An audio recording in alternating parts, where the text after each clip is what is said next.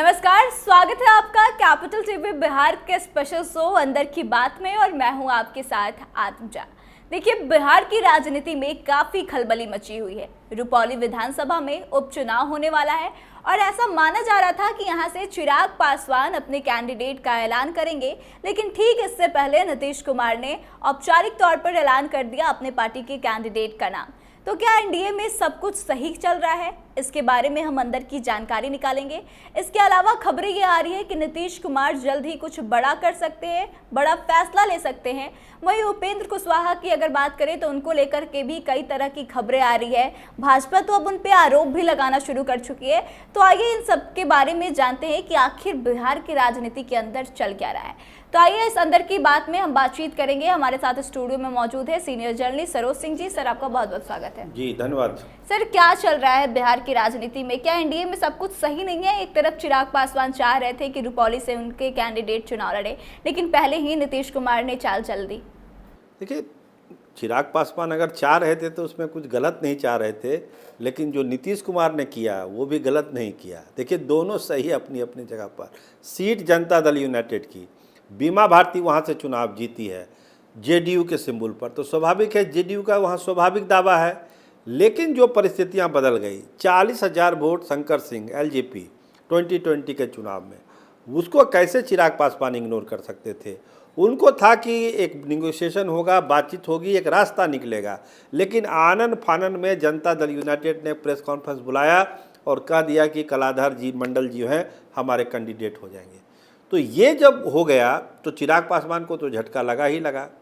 तो ये जो कहा रहा था ना 20 का बदला 24, तो हमको तो लगता है कि 24 का बदला 24 में ही नीतीश कुमार ने ले लिया। सर, मतलब आपका इशारा कि अच्छा, नीतीश कुमार ने 24 का बदला 24 पे ले लिया, लेकिन आपको क्या लगता है कि अब चिराग पासवान जब ये उपचुनाव होगा, तो जैसे कि उनके कैंडिडेट पहले चुनाव लड़े थे तो अच्छा खासा वोट उनको मिला था, तो क्या अपना समर्थन देंगे? अगर वो समर्थन देंगे तो जाहिर सी बात है नीतीश कुमार को फायदा होगा। देखिए, इसमें दो बातें हैं। अंदर की बात हम आपको बताएं, हो सकता है अगर भाजपा की पंचायत सफल नहीं हुई तो शंकर सिंह एलजेपी के टिकट से, यानी चिराग पासवान के टिकट से भी चुनाव लड़ सकते हैं। अगर भाजपा पंचायत नहीं कर पाई, ये मामला भाजपा पंचायती में चला गया है कि आप निगोशिएशन करिए, चिराग पासवान को समझाइए कि वहाँ पर कैंडिडेट नहीं देने।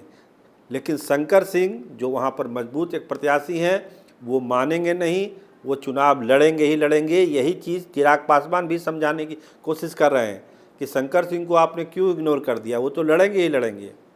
अब चिराग पासवान के सिंबल पर लड़ेंगे कि इंडिपेंडेंट लड़ेंगे, ये देखना भी बाकी है। लेकिन भाजपा की जिम्मेदारी है कि वो चिराग पासवान को मनाए कि अब चूँकि ऑलरेडी जेडीयू ने अपना कैंडिडेट दे दिया है तो अब इसमें फेरबदल नहीं होगा, वही चुनाव लड़ेंगे चूँकि उनकी जीती हुई सीट है। आप ठीक है 2020 में आप 40,000 42,000 वोट आप लाए थे, वो एक इतिहास हो चुका है। सच्चाई ये है कि वो सीटिंग गेटिंग मिलता है। तो जेडीयू ने अगर घोषणा कर दिया तो कुछ गलत नहीं किया, लेकिन चिराग पासवान की अपनी जिद है तो जिद है। सर, सवाल ये है कि अगर शंकर सिंह निर्दलीय चुनाव लड़ जाते हैं तो फिर चिराग पासवान क्या करेंगे? वो उनको समर्थन देंगे या फिर एनडीए का साथ देंगे? देखिए, अभी बगल में देखिए, अब पूर्णिया का उदाहरण ले लीजिए। कांग्रेस में विलय हो गया पप्पू यादव का। कांग्रेस तो नहीं गई थी वहाँ प्रचार करने, लेकिन कहा क्या गया कि तो कांग्रेस के ही कैंडिडेट है, कांग्रेस का झंडा लगा हुआ था।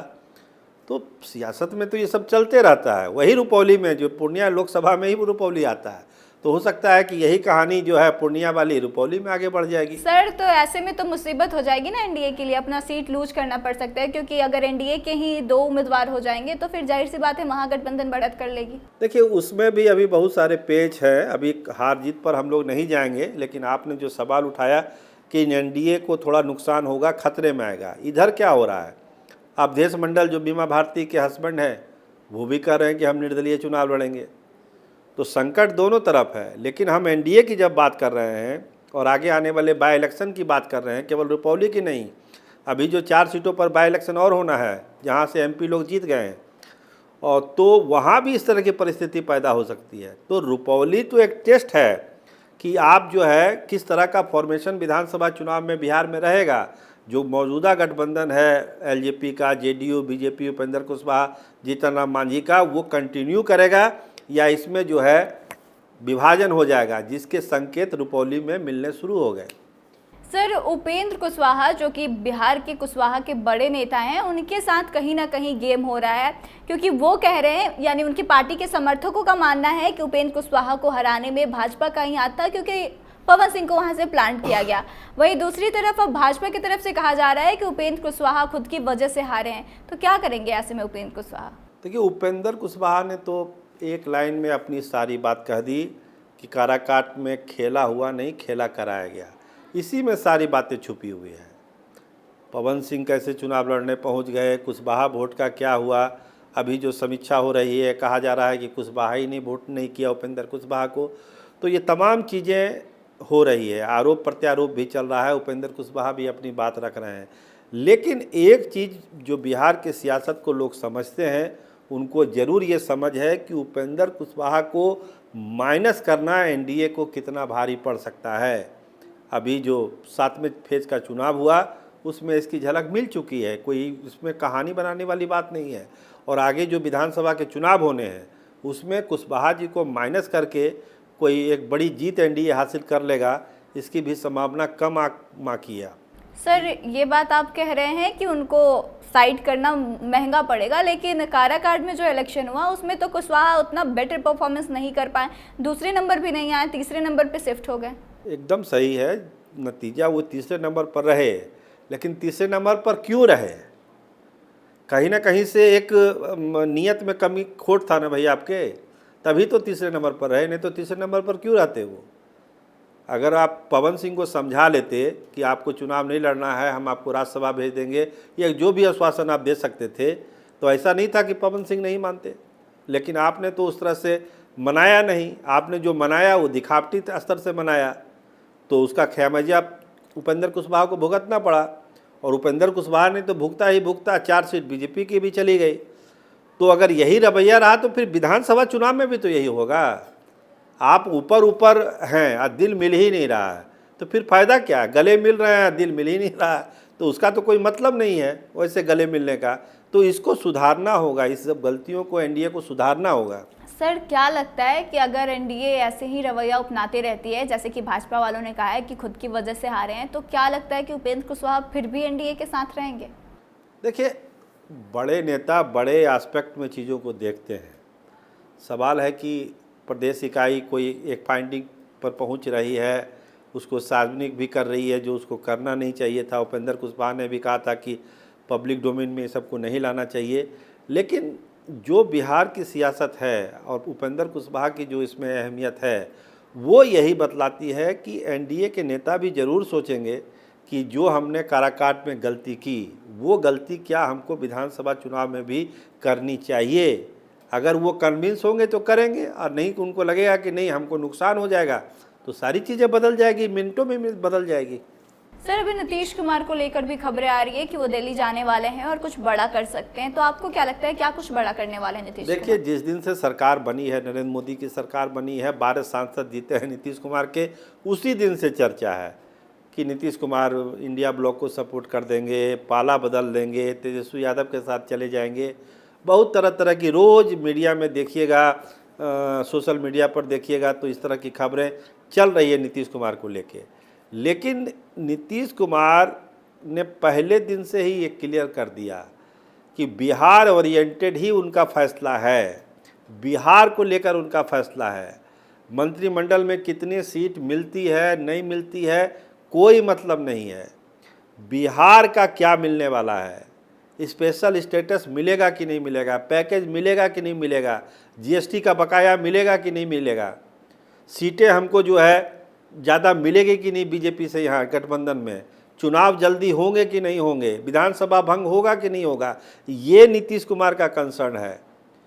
नरेंद्र मोदी की सरकार चलेगी वो तो पहले दिन से वो ओके है, उसमें कहाँ कोई दिक्कत है, उसमें नीतीश कुमार को या चंद्रबाबू नायडू को कोई समस्या नहीं है। समस्या अपने राज्यों को लेकर है कि अपने राज्य में वो लोग क्या कर पा रहे हैं। इसीलिए ये बातें कहना कि नरेंद्र मोदी की सरकार को नीतीश कुमार और चंद्रबाबू नायडू से कोई खतरा है, हमारी समझ में उस लिहाज से तो कोई खतरा इन लोगों के लेवल से नहीं है। लोग अपने अपने राज्यों के लिए मांग रहे हैं ज़्यादा से ज़्यादा, और मांगना भी चाहिए क्योंकि समर्थन दे रहे हैं, इसमें कोई गलत बात नहीं है।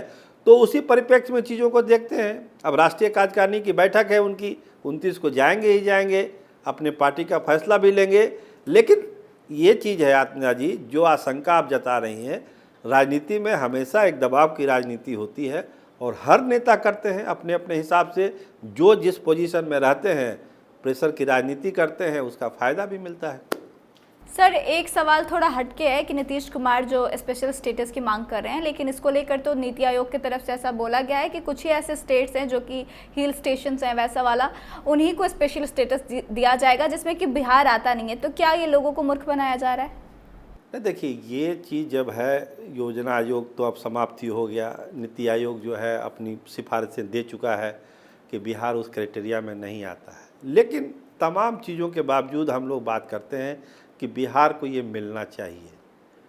सरकार अगर चाहेगी, नरेंद्र मोदी अगर चाहेंगे, तो कौन सी बड़ी बात है संशोधन करना। कभी भी संशोधन हो सकता है, रातों रात संशोधन हो सकता है, कोई बड़ी बात थोड़ी है कि नीति आयोग ने जो कह दिया वो एकदम लकीर तो थोड़ी हो गई, वो ब्रह्मा की खिंची हुई लकीर थोड़ी है।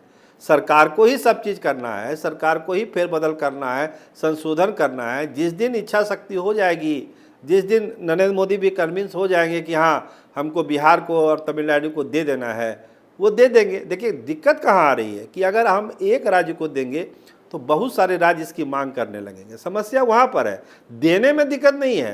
कानून और ये सब तकनीकी चीज़ें, ये तो कागजी काम है, हो जाएगा, ये कोई बड़ा बात नहीं है। दिक्कत पॉलिटिकल है कि अगर आप बिहार को देंगे, आंध्रा को देंगे, तो दूसरे राज्य भी इसकी लगातार डिमांड करने लगेंगे। तो एक रास्ता निकालने की कोशिश है कि आखिर हम बिहार को किस रूप में मदद कर सकते हैं। एक रास्ता निकाला जा रहा है, जो हमारी खबर है, अंदर की हम बात बता दें, दिल्ली में एक रास्ता निकाला जा रहा है कि जितना जल्दी हो बिहार को और आंध्रा को कुछ इस तरह से मदद कर दिया जाए जो स्पेशल पैकेज या स्पेशल स्टेटस की तस्वीर की तरह ही दिखे और दूसरे राज्यों को इस पर आपत्ति भी ना हो। ये एक रास्ता निकालने की कोशिश है और हमको लगता है कि बहुत जल्द ये रास्ता निकलेगा और बिहार की जो 13.5 करोड़ जनता चाह रही है कि इसका कल्याण हो, मौका भी है, तो इस मौके का जरूर फ़ायदा बिहार को मिलेगा, ऐसा हम लोग को लगता है। सर, आपका बहुत बहुत धन्यवाद। जी, बहुत धन्यवाद। तो देखिए, जैसा कि बिहार की राजनीति में हमने बताया, बहुत सारी चीज़ें चल रही हैं, उपचुनाव होने वाला है और रुपौली विधानसभा को लेकर के फिर से एक बार पेच फंसता हुआ नजर आ रहा है। चिराग पासवान के ऐलान से पहले ही नीतीश कुमार ने अपने कैंडिडेट को वहां से चुनाव लड़ाने का ऐलान कर दिया है और ऐसे में चिराग पासवान थोड़ा बागी तेवर में नजर आ रहे हैं और वह शायद अपने कैंडिडेट को चुनावी मैदान में उतार सकते हैं। इस बात की खबरें हैं, अगर वो नहीं भी उतारते हैं तो उनके जो कैंडिडेट है वह निर्दलीय चुनाव लड़ सकते हैं और अगर ऐसी स्थिति उत्पन्न होती है तो जाहिर सी बात है कि एनडीए को कहीं ना कहीं नुकसान होगा। वहीं दूसरी तरफ उपेंद्र कुशवाहा भी काफ़ी मुश्किल में नजर आ रहे हैं। भाजपा की तरफ से इस बात को कहा जा रहा है कि वो अपनी वजह से चुनाव हारे हैं, लेकिन उपेंद्र कुशवाहा और उनके समर्थकों का मानना है कि कोई खेला वहां पे जरूर हुआ था। तो अब देखिए कि उपेंद्र कुशवाहा आगे क्या कुछ फैसला लेते हैं और इस पूरे मामले में क्या कुछ चीज़ें निकलकर सामने आती है।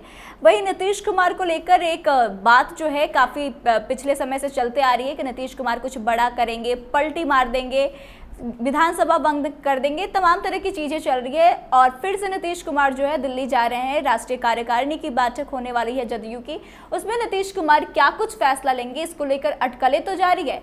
लेकिन बात यही है कि नीतीश कुमार बिहार को लेकर कुछ बड़ा करने की चाहत लेकर दिल्ली जा रहे हैं और नरेंद्र मोदी से बिहार को लेकर ही कुछ बड़ी मांग करेंगे, चाहे वो स्पेशल स्टेटस का दर्जा हो या फिर स्पेशल पैकेज हो। तो देखिए क्या कुछ नीतीश कुमार फैसला लेते हैं। लेकिन आप इन तीनों मामले को कैसे देखते हैं, कमेंट करके अपनी राय जरूर बताएं। वीडियो को ज़्यादा से ज़्यादा शेयर करें और आगे की तमाम खबरों के लिए देखते रहे कैपिटल टीवी बिहार। धन्यवाद।